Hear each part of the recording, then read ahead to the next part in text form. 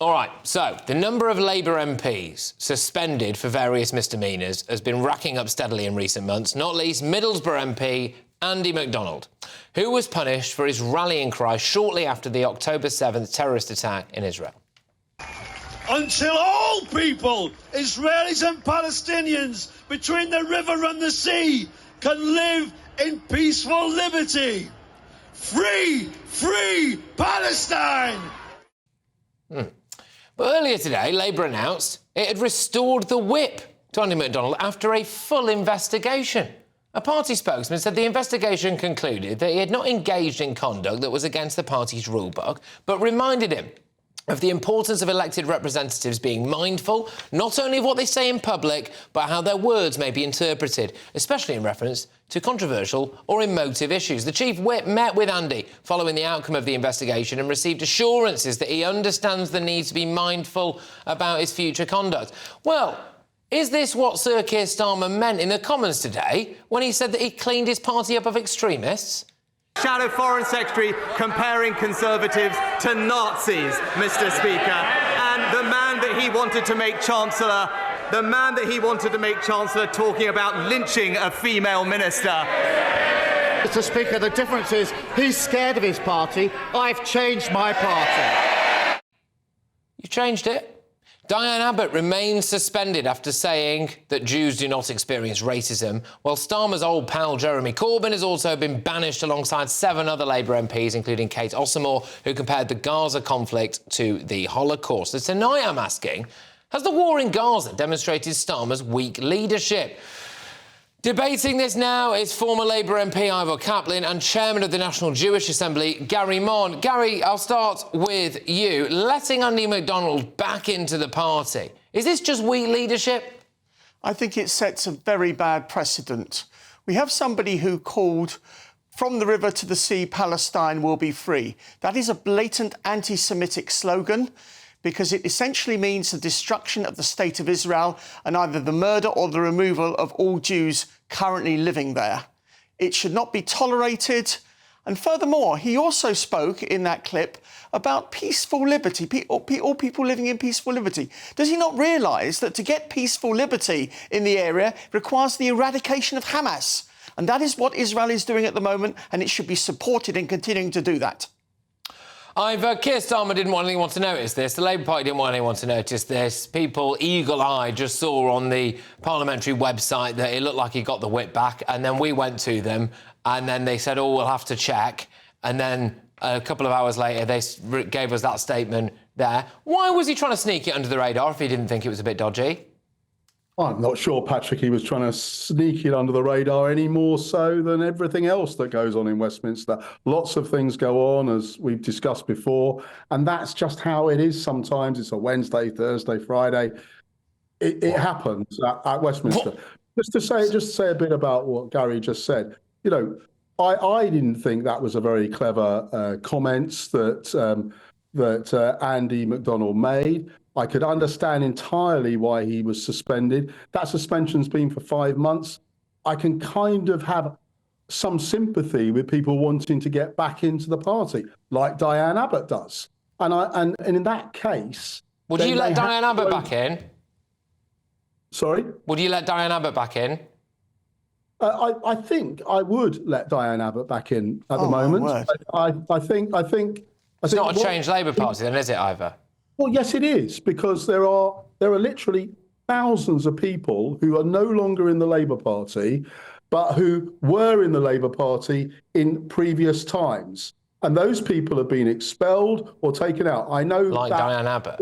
My own area in the south that we've had to suspend and get out of the party. Lots and lots of people. All right. So there's been a change. The change isn't just about 190 MPs. All right, I'll go over to Gary there. So we've got there someone who would be perfectly happy to allow Diane Abbott back in. He thinks Andy McDonald should be allowed back in. Gary, your view on that as the chairman of the National Jewish Assembly. Change Labour Party.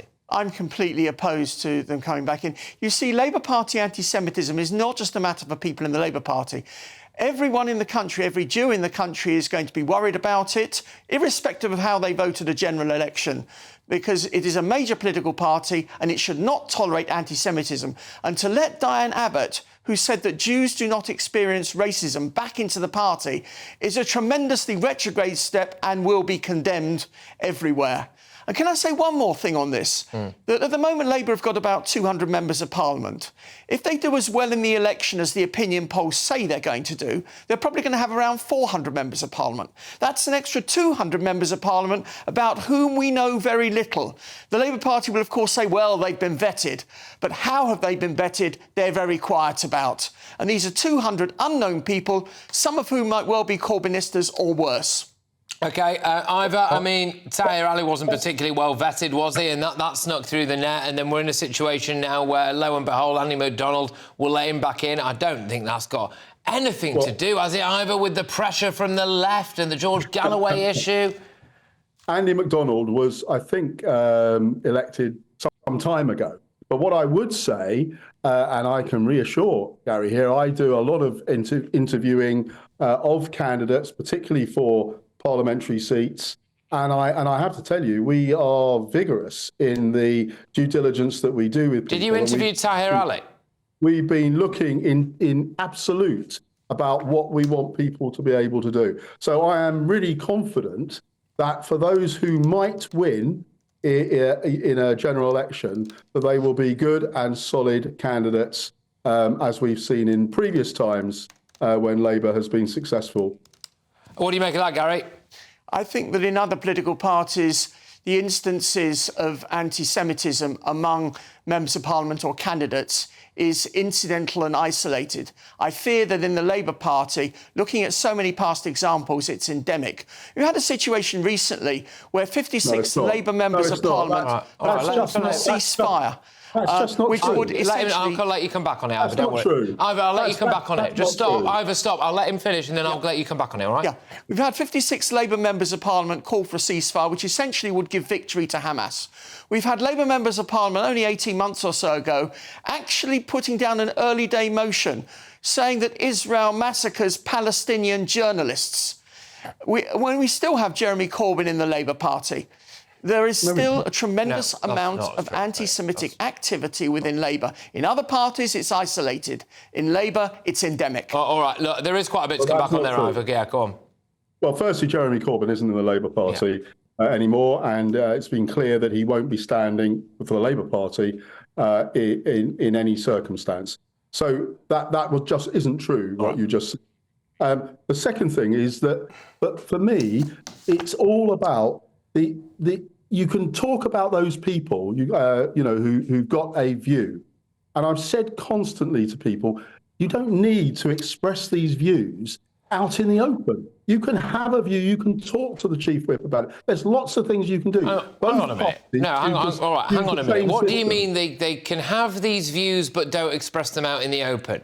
Views like what? Views like I mentioned Tahir Ali earlier. What about Azhar Ali? You know, what about those views? So he should have had those views, that it was essentially a Jewish conspiracy, the October the 7th attack. But as long as he didn't say that out loud, he was all right to stand for Labour. No. What I'm saying is there are, in any of the parties, including the Tories here, there are different views that people can have, and they can talk to other members of the party. What I'm really saying is that in the main, if you go out in London on a Saturday, as I've done a few times to watch what is going on in the demonstrations, I see people there who are nothing to do with the Labour Party. And out they are telling us how Hamas should have this, how Hamas should have that. Did you vet Azhar Ali? People who are the real problem. Right, look, Ivor, did you have anything to do with the vetting process for Azhar Ali? No. Not at all, because I know you said earlier that you're across some of the vetting and stuff. So you had nothing I do that, but mainly southeast, southwest. Right. Okay. What amazes me is this seems to let in Jew hatred as a conceivable view that Labour MPs can have. This worries me immensely. No, I'm not. I actually wish Sir Keir Starmer all the best of luck in ridding his party of anti-Semitism. It's in everyone's interest. But when you have Jew hatred as an acceptable view, that is not on. All right, that's not what I said either. You're making it up as you go along. I think what he's getting... If you like, wherever you like. But that you are just making it up as you go along. I think what he's coming back to, Ivor, is the idea that I think there's too many understanding. examples All right, that Gary. seem to be All right, Gary. valid. Look, my understanding, Ivor, and this very final word on this because we are over now. My understanding, what I took from what you said, if I'm being really honest, is that you did say that it's all right for people to have certain views behind closed doors as long as they don't say them publicly, and I think that is quite fruity. That happens all the time on lots of issues, both in both parties about different matters. Okay. Yes, it's uncomfortable sometimes, but what you don't need is people like Andy McDonald to say what he said in that public domain. All right, OK. Both of you, thank you very, very much. All right, look, who do you agree with as Labour reinstates the whip to Andy McDonald after he was suspended for proclaiming from the river to the sea? Is this evidence of weak leadership from Starmer? Sam says it's more evidence that the Labour Party hasn't changed. Anti-Semitism is still a problem, and Starmer is a liar if he says it's not. John says this is weak leadership. It certainly won't help Jewish people feel welcome to the Labour Party. And Stephen, also on Twitter, says both the Tories and Labour are two cheeks of the same backside. Yeah, Galloway has been quoting this phrase. I am not, by the way, Stephen, alluding you to George Galloway, but there we go. The Tories have a problem with Islamophobia. Labour have a problem with anti-Semitism. Tolerance and civility are the real victims. Right, look, 92% of you think this is weak leadership from Starmer. 8% of you say it's not.